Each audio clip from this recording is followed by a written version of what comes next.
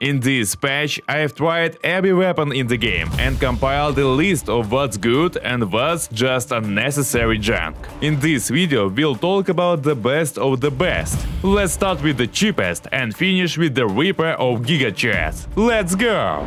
MP9 opens our tab. Huge rate of fire, a crazy pocket wicket. That little guy you're not ashamed to show your girlfriend. Zero recoil, the price is around 50,000. Playable from the third Peacekeeper onward. Next up is the MP7. It plays nicer than the MP9 because of lower rate of fire. You can use larger magazines, slightly worse DPM, and in practice it doesn't kill as fast but still excellent. Essentially, the MP7 is an option for those not accustomed to spending their best years in the game learning to hit plays, but still want to show their manhood. It becomes playable on the third mechanic, and on the fourth mechanic you can use it to the fullest with a good cartridge and a capacious magazine for 40 rounds. The total price is around 60,000. OG1 is bought on the flea market, has an increased rate of fire compared to AK-101 and a lower price. The key is to replace the base with that of its best version, the A3, and you get a full-fledged option for victory. Ergonomics are fine, caliber is 5.56. Therefore, it becomes comfortable to play with it only on the fourth Peacekeeper. But in theory, you can get by with the third level using M855. However, I would prefer something else, for example, the same MP9. The total price fluctuates from 50 to 70,000. MDR 5.56 has a lower rate of fire than OG.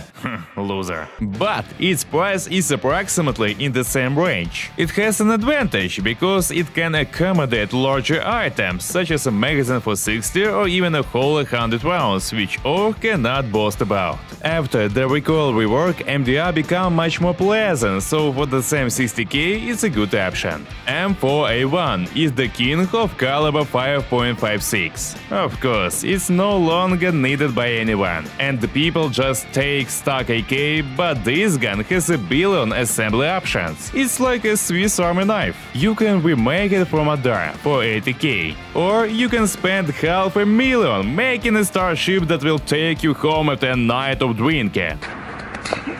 In fact, the gun is deadly, with a high rate of fire, powerful cartridge. And if you craft 55A1 at the workbench, you can prove to everyone on the lab that even with such cartridge you can die. Powerful weapon, but forgotten by many. P90. You rarely encounter it in raids, which is generally undeserved.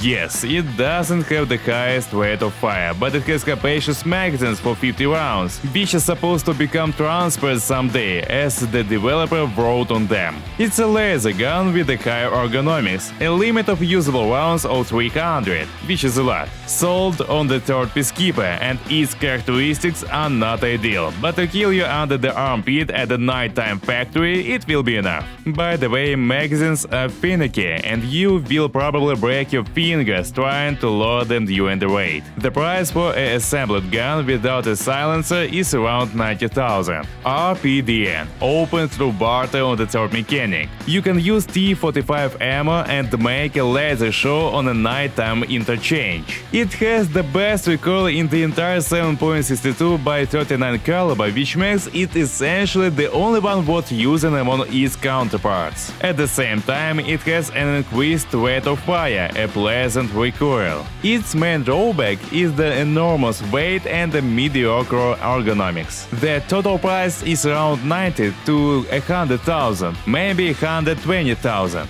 Vector .45 ACP, a scary thing. Incredible rate of fire, and the AP cartridge has a unique butt clutching effect due to its high damage and considerable armor penetration. You can use it by simply buying it from the flea market and putting a sight on it. But considering that only 150 AP cartridges can be crafted, and the fourth Peacekeeper sells only 100 rounds per limit, you will most likely still want to attach a silencer to squeeze it the maximum out of this newbie killer. There's almost no recoil, just like hope for survival for anyone against you. The total price jumps from 90 to 230k, depending on whether you want to invest more or less money in this gun. BSS is the scum of all of Tarkov, because in the hands of the enemy it will rape you like a stepfather, but in yours its maximum capability is to jam after the third shot. The rate of fire is insane, as is the barrel hitting rate. It's enough even for SP5 cartridge sold by the second prepper, and you can generally run with the magazines for 20 rounds. Kills extremely fast.